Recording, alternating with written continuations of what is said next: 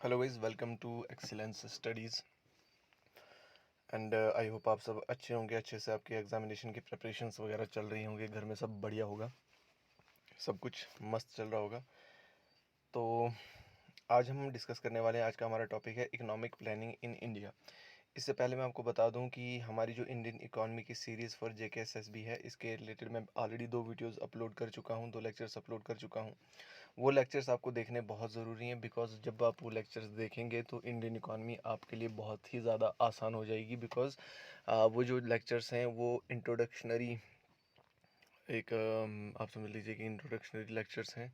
Introduction to Indian economy है, वहाँ पे हमने पढ़ा कि हमारी जो इकॉनमी इंडिपेंडेंस के टाइम पे हमारी इकॉनमी की क्या हालात थे, और उसके बाद 1950 से 1990 तक हमारी इकॉनमी किन किन मतलब मरहलों से या किन किन किस किस दौर से गुजरी है। ठीक है, तो उन चीज़ों को हमने डिस्कस किया है। वो जब आप वो दोनों वीडियो लेक्चर्स देखेंगे तो आपको एक बेसिक आइडिया बन जाएगा, और उसके बाद आपको इकोनॉमिक्स पढ़ना बिल्कुल आसान हो जाएगा। इसके अलावा भी मेरा ये टारगेट है कि जो इंडियन इकॉनमी है, ठीक है, जेकेएसएसबी के लिए मैंने काफ़ी सारी यूट्यूब चैनल्स सर्च किए थे, पर जेकेएसएसबी में जो पूछा जाता है या जेकेएसएसबी के लिए जो चीज़ें ज़रूरी हैं इकोनॉमिक्स के पर्सपेक्टिव से, वो चीज़ें काफ़ी कम हैं, वो अच्छे से मिलती नहीं है। ठीक है, अब दिक्कत ये है कि मैं यहाँ पे ये पढ़ा रहा हूँ, बट अब मेरी रीच जो है काफ़ी ज़्यादा ऑडियंस तक या काफ़ी ज़्यादा एस्पिरेंट्स तक नहीं हो पा रही है। जिसका रीज़न ये है कि ये जो हमारा चैनल था, ठीक है, ये मैंने पहले जब लास्ट टाइम जेकेपीएसआई का एग्ज़ाम हुआ था 2018 में, 2018-19 में, तो उस टाइम पे मैंने ये चैनल स्टार्ट किया था। एंड उस टाइम पे एक अच्छी खासी रीच थी, और वो जितना भी हमने सिलेबस करवाया था उसमें से काफ़ी ज़्यादा वो एग्ज़ाम में आया हुआ था। ठीक है, तो मेरा वही बेसिक फंडा है कि आपको वही चीज़ें पढ़ाई जाएँ जो आपको एग्ज़ाम में आएंगी। ठीक है, इसके बाहर जाने की ज़रूरत नहीं। दूसरी चीज़ ये है कि मैं अपने हैंड रिटन नोट्स को यूज़ करके वीडियोस बनाता हूँ। ठीक है, तो ये वो चीज़ें जो मैंने कभी किसी टाइम पे खुद पढ़ी हैं। ठीक है, और अगर आप कोई भी 2 3 4 5 6 7 8 बुक्स, जो भी आप बुक्स कंसल्ट करोगे, ठीक है, इंडियन इकोनॉमी को या किसी पर्टिकुलर टॉपिक को पढ़ने के लिए, सपोज करो आप इकोनॉमिक प्लानिंग इन इंडिया में एग्जांपल दे रहे हो, अगर आपको इकोनॉमिक प्लानिंग इन इंडिया पढ़नी है तो आप एटलीस्ट 2 बुक्स तो कंसल्ट करोगे ही करोगे। ठीक है, और वो जो नोट्स बनाओगे, जो क्रक्स नोट्स बनाओगे, तो ये वही नोट्स हैं। ठीक है, अगर आप ये देखते हैं तो आपको फर्दर नोट्स बनाने की ज़रूरत नहीं है, बिकॉज ये ऑलरेडी मैंने शॉर्ट जो आपको पढ़ना है। अगर इस टॉपिक में से एग्जाम में कुछ आएगा तो आई एम श्योर इससे बाहर कुछ भी नहीं आएगा, आपको एक बेसिक आइडिया और एक फुल नॉलेज इस चीज़ का हो जाएगा। ठीक है, तो अगर ये जो है मेरे हैंड रिटन नोट्स आप तक अगर आपको चाहिए होंगे तो please let me know in comment section. ये फ्री पीडीएफ्स आपको अवेलेबल करवा दी जाएंगी। चैनल को सब्सक्राइब कर देना है। ठीक है जी, चैनल को सब्सक्राइब करने का कारण ये है कि हमें थोड़ा सा ग्रो करना है, थोड़ी रीच बनानी है। अभी मेरे चैनल पे 8.85K करके कुछ ऐसे 5.8K समझ लो आप, इतने सब्सक्राइबर्स हैं। तो मुझे हेल्प करो कि मैं 10K तक सब्सक्राइबर्स हमारे चैनल पे आ जाएं। ठीक है, हमारी रीच जो है जेएंडके में थोड़ी सी बढ़ जाए, क्योंकि जो भी आने वाले टाइम पे जो भी एस्पिरेंट्स वगैरह हैं, जो भी एस्पिरेंट्स इसकी तैयारी कर रहे हैं, ठीक है, उनको भी इसका फ़ायदा मिले।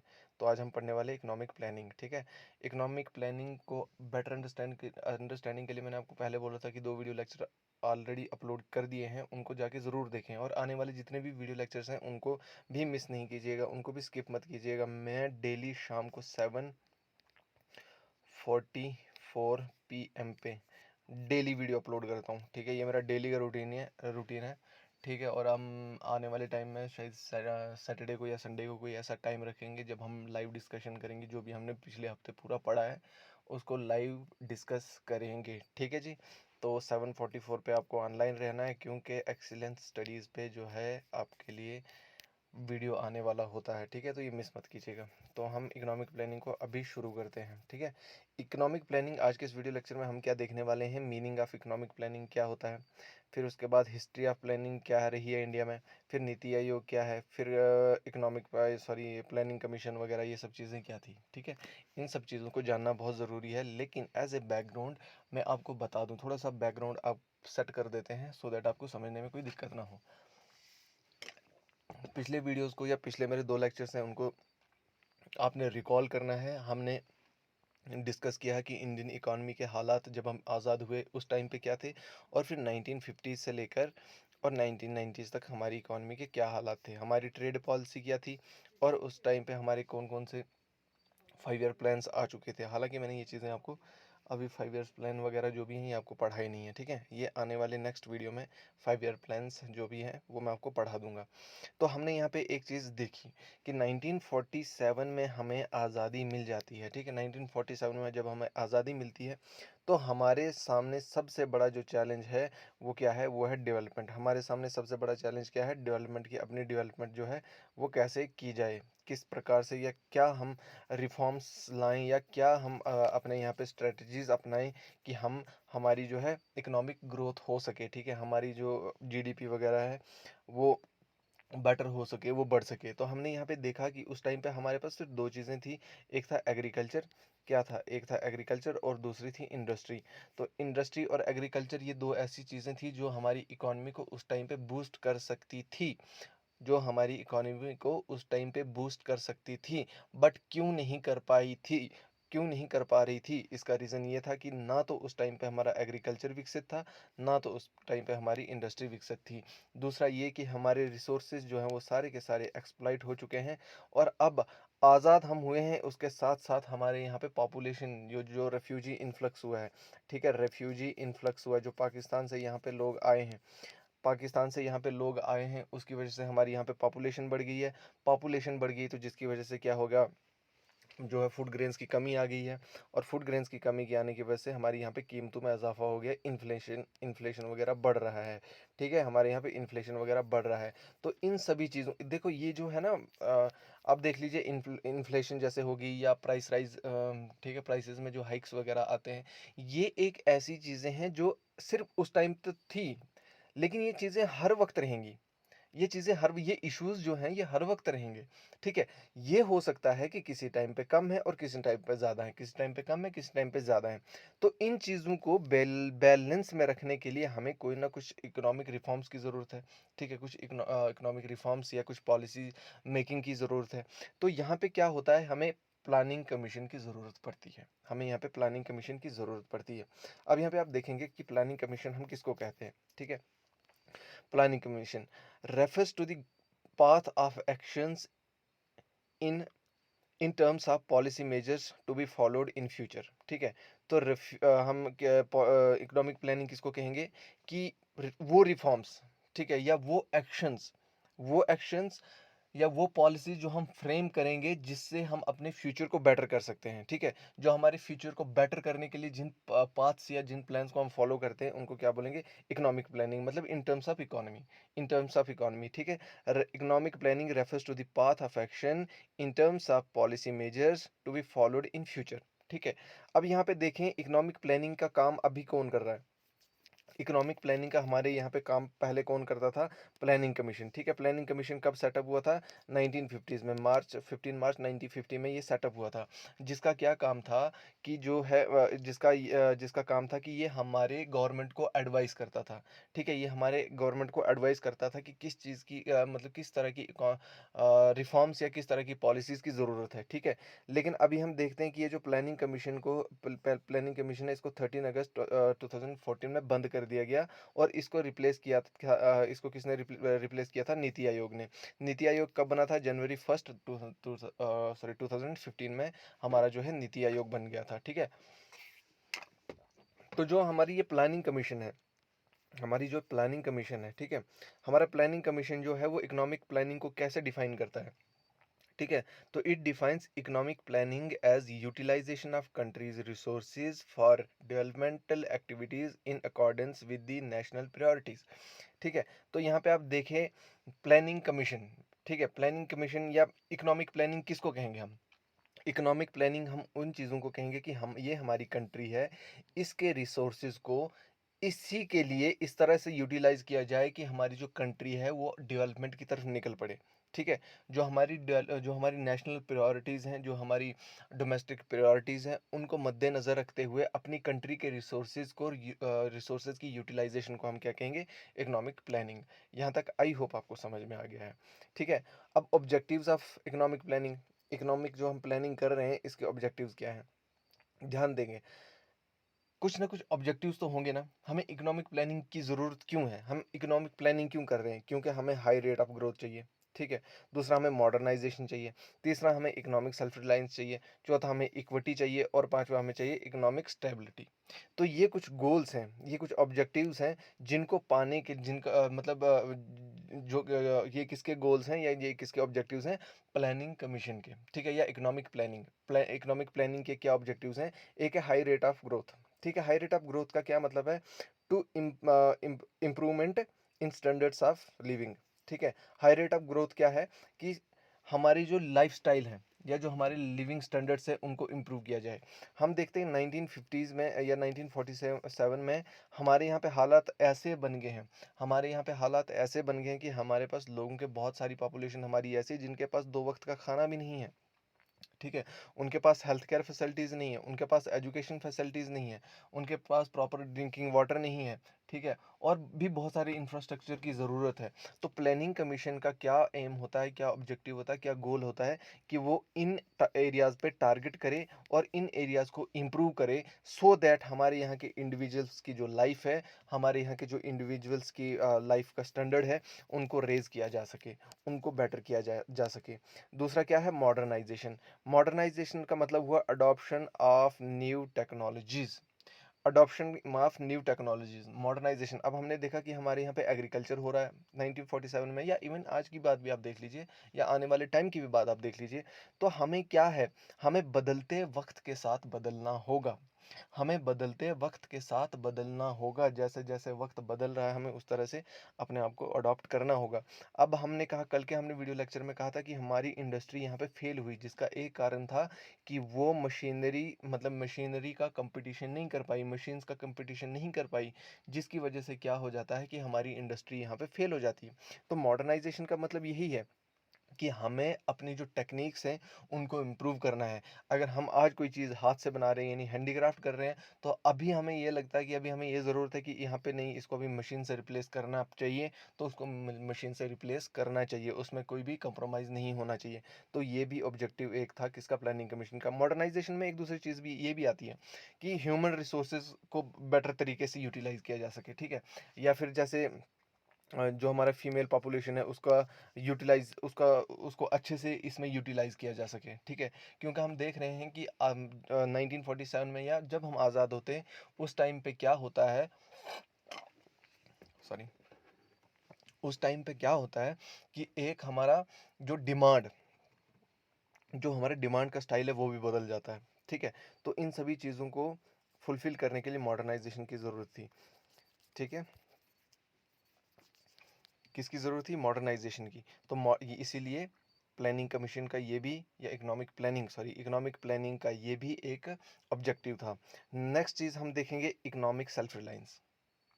Economic self reliance, economic self reliance का का मतलब क्या होता है? To avoid import which can be produced in India. देखिए, कल की एग्जांपल मैं आपको सिर्फ कल की एग्जांपल फिर बता रहा हूँ कि ब्रिटिशर्स ने यहाँ से क्या किया, हमें एज ए रॉ मटेरियल का सप्लायर प्लस अपने फाइनल गुड की जो मार्केट है उस तरह से हमें यूज़ किया। यहाँ से हमारा रॉ मटेरियल लेके गए, वहाँ से प्रोसेस किया और फाइनल गुड के लिए हमें एज ए मार्केट यूज़ किया, ठीक है। अब इकोनॉमिक सेल्फ रिलायंस का मतलब क्या है? इकोनॉमिक सेल्फ रिलायंस का मतलब ये है कि ये हमारी कंट्री है, इसी के अंदर हमें जो है इम्पोर्ट, देखो हम बाहर से चीज़ें मंगवाते हैं, बाहर से इंपोर्ट करते हैं, हमें कोई भी चीज़ होती है तो हमें बाहर से मतलब इन चीज़ों की ज़रूरत होती है। तो इसका इकोनॉमिक सेल्फ रिलायंस का मतलब ये है कि जो हमारे रिसोर्सेज विद इन कंट्री हैं उन्हीं को बेस्ट पॉसिबल वे में यूटिलाइज करके हमारे यहाँ पे उसको यूटिलाइज करके फाइनल गुड्स बनाई जाए और उसको कंट्री के अंदर ही यूज़ किया जाए।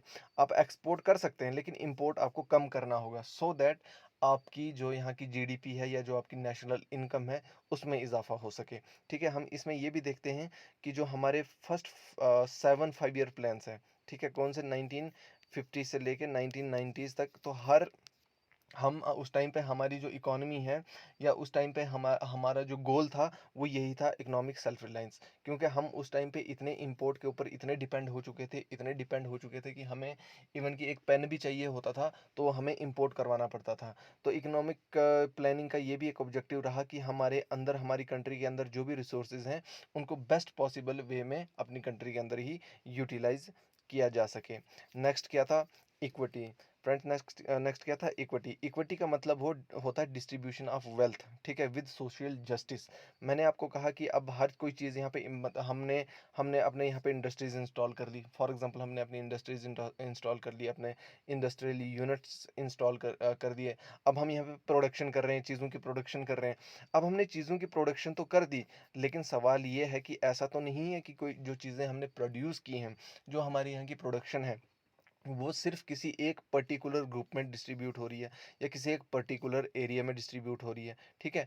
तो ऑब्जेक्टिव ऑफ प्लानिंग में का एक ये भी ऑब्जेक्टिव था कि जो भी हमारे यहाँ पे डिस्ट्रीब्यूशन ऑफ जो वेल्थ का डिस्ट्रीब्यूशन हो रहा है, हम यहाँ पे इस टाइम पे हमने देखा कि लैंड सेटलमेंट्स होते हैं, ठीक है, उन सब का मुद्दा यही था कि जो भी रिसोर्सेज हैं वो सब में इक्वली डिस्ट्रीब्यूट किए जा सकें। समझ में आई बात? तीसरा था इकोनॉमिक स्टेबिलिटी। इकोनॉमिक स्टेबिलिटी का मतलब है कि to control unemployment and inflation, ठीक है, इकोनॉमिक स्टेबिलिटी। अगर आप देखिए हमारे यहाँ पे हम देख रहे हैं कि पॉपुलेशन बढ़ रही है, ठीक है, पॉपुलेशन हमारी तेजी से बढ़ रही है, ठीक है, और जब हमारी पॉपुलेशन तेजी से बढ़ेगी और उनके पास एम्प्लॉयमेंट नहीं होगा, ठीक है, जब उनके पास एम्प्लॉयमेंट नहीं होगा, एक जो हमारा वर्किंग एज ग्रुप है, उसके पास काम करने को के लिए कुछ नहीं है, कोई गेनफुल कोई एम्प्लॉयमेंट नहीं है, ठीक है, और दूसरा, अगर उनके पास गेनफुल एम्प्लॉयमेंट नहीं है, तो उसकी वजह से क्या होगा, जो इकोनॉमिक स्टेबिलिटी, जो इकोनॉमिक डिस्टर्बेंस क्रिएट हो जाएगी, ठीक है, इकोनॉमिक डिस्टर्बेंस क्रिएट हो जाएगी, जिसकी वजह से इन्फ्लेशन वगैरह की प्रॉब्लम्स हमें का सामना करना पड़ेगा। इसलिए प्लानिंग जो कमीशंस थे, ठीक है, या जो इकोनॉमिक प्लानिंग जो भी हमारी की जाती थी, उनके क्या ऑब्जेक्टिव होते हैं? एक तो हाई रेट ऑफ ग्रोथ, ठीक है, कि हमारे यहाँ की जो स्टैंडर्ड्स ऑफ लाइफ है उसको रेज किया जाए। मॉडर्नाइजेशन मीन्स कि बदलते वक्त के साथ नई नई टेक्नोलॉजी को का यूज़ हम करें। इकोनॉमिक सेल्फ रिलायंस मतलब हमें इंपोर्ट के ऊपर कम से कम डिपेंड रहना है, जो कंट्री के रिसोर्सेज हैं उन्हीं को बेस्ट पॉसिबल वे में यूटिलाइज करना है। इक्विटी मतलब जो भी वेल्थ हमारे पास है उसको इक्वली सोशल जस्टिस के साथ डिस्ट्रीब्यूट करना है। तीसरा है इकोनॉमिक स्टेबिलिटी, यानी हमें अनएम्प्लॉयमेंट को कंट्रोल करना है प्लस इन्फ्लेशन को कंट्रोल करना है, ठीक है, यहाँ तक आई होप आपको समझ में आ गया। अब history of planning in India. दोस्तों देखो, कोई भी चीज़ होती है ना, अब ऐसा तो नहीं है कि प्लानिंग कमीशन 1950 में बन गया, ठीक है, ऐसा नहीं है कि अब 1947 में हमें आज़ादी मिली, कुछ लोग इकट्ठे हुए, उन्होंने बैठा और डिसाइड किया नहीं जी हमें इकोनॉमिक जो है इकोनॉमिक प्लानिंग की ज़रूरत है, ठीक है, या इकोनॉमिक रिफॉर्म्स की ज़रूरत है। ऐसा नहीं होता है। कोई भी चीज़ होती है उसके पीछे एक प्रोसेस होता है, तो वैसे ही जो प्लानिंग इन इंडिया है उसका भी एक प्रोसेस है, उसका भी एक प्रोसेस है। हम ऐसा नहीं कह सकते कि सिर्फ 1950 में जो है प्लानिंग कमीशन बना और उसने इकोनॉमिक प्लानिंग करना शुरू किया कर दिया, ऐसा नहीं है। उसको सेटअप होने से पहले जो हमारा प्लानिंग कमीशन है, वो सेटअप होने से पहले भी बहुत बहुत दफ़ा या बहुत बार और ये बहुत सारे लोगों ने इस चीज़ पे ज़ोर दिया था कि हमारे यहाँ पे प्लानिंग कमीशन होना चाहिए। तो सबसे पहले इस चीज़ के ऊपर सबसे पहली जो है अटेम्प्ट किसने की थी? एम विश्वेश्वरैया ने, ठीक है? ये मैसूर के दीवान थे ड्यूरिंग 1912 से 1918 तक ये मैसूर के दीवान भी रहे थे और ये मतलब बहुत बड़े पॉलिटिशियन भी थे, ठीक है? बहुत बड़े पॉलिटिशियन थे। इन्होंने एक बुक लिखी थी planned economy for India. Planned economy for India में इन्होंने पहली बार इंडियन इकोनॉमी को प्लान्ड तरीके से, यानी प्लानिंग कमीशन की ज़रूरत जो महसूस हुई थी, ठीक है, उसके बारे में उन्होंने सबसे पहले बात की थी, ठीक है, लेकिन उस टाइम पे उन्होंने ब्रिटिशर्स ने, कब, ये 1934 की बात है, अराउंड 1934 की बात है, और 1934 में यहाँ पे कौन थे? ब्रिटिशर्स थे। तो ब्रिटिशर्स ने इनकी इस जो पॉलिसी या ये जो उनका प्रपोजल था, इसको एक्सेप्ट नहीं किया था। ये जो एम विश्वेश्वरैया साहब हैं, इन्होंने क्या कहा था कि अगर हमें डेवलपमेंट चाहिए या हमें अपनी इकोनॉमी को बूस्ट करना है, तो हमें क्या करना पड़ेगा? हमें इंडिया को एग्रीकल्चर से इंडस्ट्री की तरफ शिफ्ट करवाना होगा। अगर हम एग्रीकल्चर पे ही डिपेंड रहेंगे तो हम डेवलपमेंट नहीं कर सकते, और ये एक कॉमन सेंस वाली बात है। आज के टाइम पे आप देख लो, कोई भी कंट्री ले लो, कोई भी कंट्री आप इमेजिन करो, ठीक है, जो अंडर डेवलप्ड है, ठीक है, जिसकी डेवलपमेंट नहीं है या डेवलपिंग स्टेज में है, वहाँ पे क्या होगा? वहाँ पे मेन सेक्टर हमारा एग्रीकल्चर होगा, मेन सेक्टर एग्रीकल्चर होगा। मतलब जो डेवलपिंग नेशन है, ठीक है, एक तो हो गया अंडर डेवलप्ड, उनके पास सिर्फ एग्रीकल्चर है, और जो डेवलपिंग नेशन है उनके पास इंडस्ट्री होगी, ठीक है, इंडस्ट्री वाला सेक्टर होगा, और जो डेवलप्ड नेशन है उनके पास टर्शियरी सेक्टर होगा, ठीक है। तो एम विश्वेश्वरैया साहब ने कहा था कि अगर हमें इंडियन इकोनॉमी को बदलना है या तो हमें क्या करना पड़ेगा, जो है हमारी इंडियन पॉपुलेशन जो है, इंडियन वर्किंग पॉपुलेशन को हमें एग्रीकल्चर से इंडस्ट्री की तरफ शिफ्ट करना है। लेकिन अनफॉर्चुनेटली ब्रिटिशर्स ने इनकी इन मांगों को मतलब नकार दिया था, इन मांगों को इन्होंने पूरा नहीं किया था। ठीक है, उसके बाद हम देखते हैं in 1938 planning commission was set up under the chairmanship of Pandit Nehru. 1938 का आपको याद होगा, 1938 का कांग्रेस का सेशन हुआ था जिसके प्रेसिडेंट कौन थे, सुभाष चंद्र बोस, नेताजी सुभाष चंद्र बोस। ठीक है, सुभाष चंद्र बोस। एक बात आपको सुभाष चंद्र बोस जी के बारे में बता दूं कि आज हम आज़ाद हैं ना, आज हम आज़ाद हैं, तो वो एक फॉरगटन हीरो की तरह हैं, लेकिन हमारी आज़ादी, उनके बिना हमारे यहाँ पे आज़ादी का तस्वर नहीं किया जा सकता। हम सोच भी नहीं सकते कि सुभाष चंद्र बोस जी के योगदान के बगैर हमें आज़ादी मिल सकती थी, सवाल पैदा नहीं होता। ठीक है, हमें हो सकता है आज़ादी तो मिलती लेकिन 30 साल और वेट करना पड़ता। तो ये एक उस टाइम पे 1938 में कांग्रेस सेशन के ये जो है प्रेसिडेंट थे, और इन्होंने क्या किया था, इन्होंने एक प्लानिंग कमीशन बनाया था। किसने बनाया था ये, ध्यान रहे, ये जवाहरलाल नेहरू ने नहीं बनाया था। ये प्लानिंग कमीशन किसने सेटअप किया था, ये किया था नेताजी सुभाष चंद्र बोस ने, जिसका चेयरमैन इन्होंने किसको बनाया था, पंडित नेहरू को।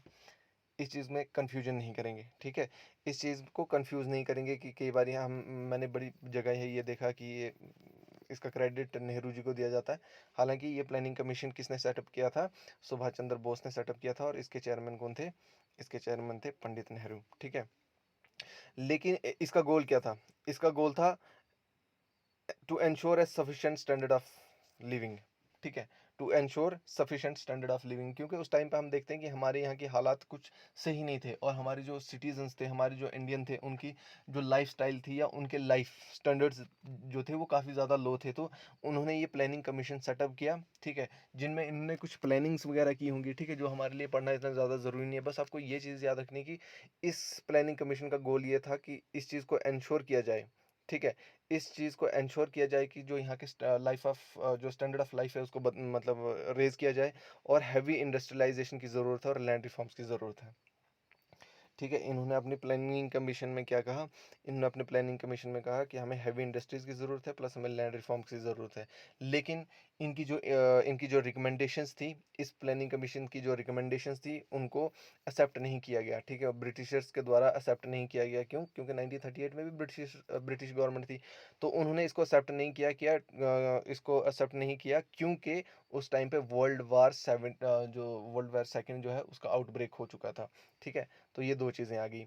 तीसरे हम देखते हैं बॉम्बे प्लेन। देखो हर कोई चीज़ है ना, अभी फॉर एग्जांपल मैं आपको कहता हूँ, फॉर एग्जांपल इसको एग्जांपल के तौर पे लीजिएगा कि अभी हमारे दो तीन पार्टीज़ हैं, मान के चलो, एक है बीजेपी, ठीक है, एक है कांग्रेस, एक है कोई थर्ड पार्टी या कोई कोई भी पार्टी है।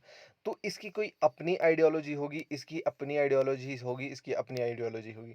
सपोज करो ये कोई प्रॉब्लम है, ये कोई प्रॉब्लम है, ये इसको टैकल करने का कोई अपना आइडिया देंगे, ये इसको टैकल करने का कोई अपना आइडिया देंगे, ये इसको टैकल करने का कोई अपना आइडिया देंगे। ठीक है, ये इनसे सहमत नहीं होंगे, ये इनसे सहमत नहीं होंगे, ये इनसे सहमत नहीं होंगे। ठीक है, इस तरह का सिनेरियो होता है।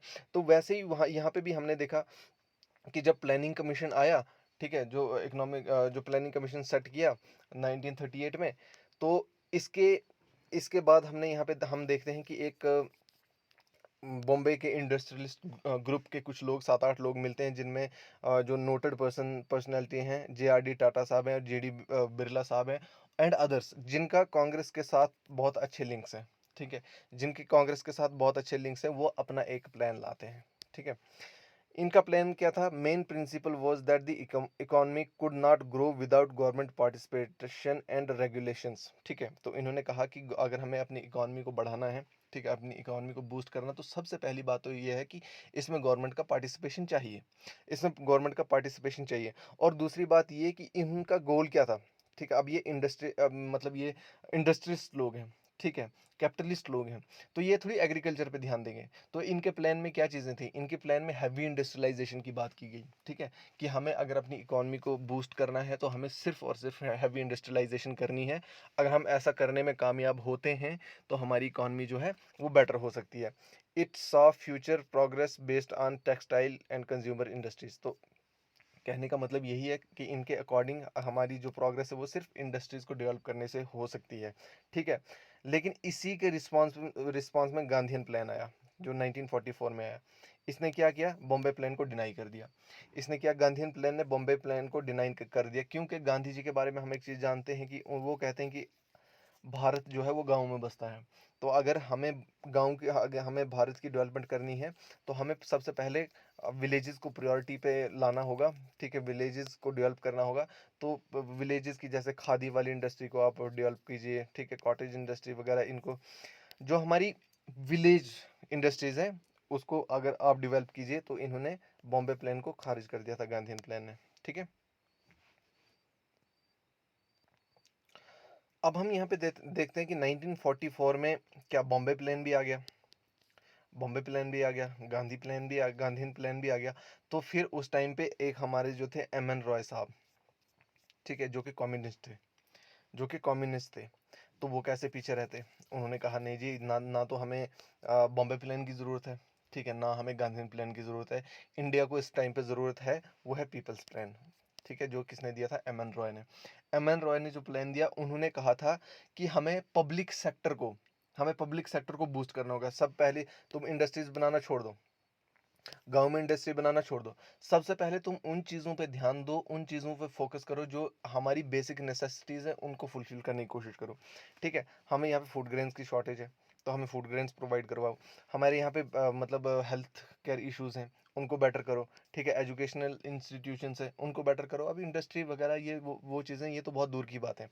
तो ये जो पीपल्स प्लान था, इसके अकॉर्डिंग क्या था कि हमें जो है पब्लिक सेक्टर को मतलब किस पे ध्यान देना होगा, अपनी पॉपुलेशन पे ध्यान देना होगा, ठीक है? जो उनकी बेसिक नेसेसिटीज़ हैं, उनको पूरा करने में ध्यान देना होगा। तो इन्होंने बाकी जितने भी प्लान आए, बॉम्बे प्लान हो या गांधीन प्लान हो, दोनों को डिनाई कर दिया। इसके बाद हम आज़ाद हो जाते हैं, ठीक है? और 1950s में एक और प्लान आता है, जो कि किसने दिया, जयप्रकाश नारायण साहब हैं। इन्होंने प्लान दिया सर्वोदया प्लान, ठीक है? सर्वोदय प्लान जो था, इसके अकॉर्डिंग क्या था, ये गांधीयन प्लान से काफ़ी ज़्यादा इंस्पायर्ड थे, ठीक है? कौन, जयप्रकाश नारायण साहब जो थे, वो गांधीयन प्लान से काफ़ी ज़्यादा इंस्पायर्ड थे। और उन्होंने क्या कहा, agriculture and small cottage enterprises were highlighted, ठीक है? इन्होंने कहा कि हाँ, वाकई हमें सबसे पहले तो एग्रीकल्चर पे फोकस करने की ज़रूरत है। उसके बाद स्मॉल कॉटेज एंटरप्राइजेज, यानी जो स्मॉल स्केल इंडस्ट्रीज़ हैं या विलेज इंडस्ट्रीज़ हैं, उनको डेवलप करने की ज़रूरत है। तो ये जो प्लान था, इसके फ्यू रिकमेंडेशंस जो हैं आने वाले टाइम में, इनको जब गवर्नमेंट आई, ठीक है, जब हमारी सरकार बनी, नेहरू साहब की सरकार बनी, तो इन कुछ चीज़ों को एक्सेप्ट किया गया था। इस प्लान की रिकमेंडेशंस को काफ़ी हद तक, कुछ फ्यू रिकमेंडेशंस ऐसी थी जिनको एक्सेप्ट किया गया था। उसके बाद हम देखते हैं कि हमारे यहाँ पे प्लानिंग कमीशन जो है, प्लानिंग कमीशन का गठन हो जाता है, जो कब सेटअप होता है, 1950s में। तो पीएम जवाहरलाल नेहरू जो होते हैं, वो इस प्लानिंग कमीशन के कौन होते हैं, चेयरमैन होते हैं। It was to formulate plans for economic development of the country on the basis of available physical capital and human resources. तो इस प्लानिंग कमीशन का काम क्या था, इस प्लानिंग कमीशन का काम ये था कि वो हमारी गवर्नमेंट को, ठीक है, या हम ये कह सकते हैं कि वो जो हमारी इकोनॉमिक डेवलपमेंट है, ठीक है, कैसे हमारी इकोनॉमिक डेवलपमेंट हो सकती है, हमारे पास जो अवेलेबल रिसोर्स हैं, चाहे वो फिजिकल रिसोर्सेज हैं या ह्यूमन रिसोर्सेज हैं, उनको किस तरह से यूज़ करके हम अपनी इकोनॉमिक मतलब स्टेबिलिटी ला सकते हैं, ठीक है, किस तरह से हम इकोनॉमिकली डेवलप हो सकते हैं। तो इस कमीशन का ये काम था, setup through a executive order of union, ठीक है। इसको सेटअप कैसे किया गया था, through a executive order of union, ठीक है। कब किया था, ऑन 15 मार्च 1950, ठीक है। और ये एक कॉन्स्टिट्यूशनल बॉडी नहीं थी। कॉन्स्टिट्यूशनल बॉडी, अगर ये कॉन्स्टिट्यूशनल बॉडी होती तो इसका जवाब, ये इसको जवाब किसको देना होता, प्रेसिडेंट को। लेकिन ये कॉन्स्टिट्यूशनल बॉडी नहीं थी, इसको एक एग्जीक्यूटिव ऑर्डर के तहत जो है फॉर्म किया गया था, बनाया गया था। तो इसलिए ये अकाउंटेबल किसको थी, किसको जवाब देना होता था, इसको प्राइम मिनिस्टर को जवाब देना होता था।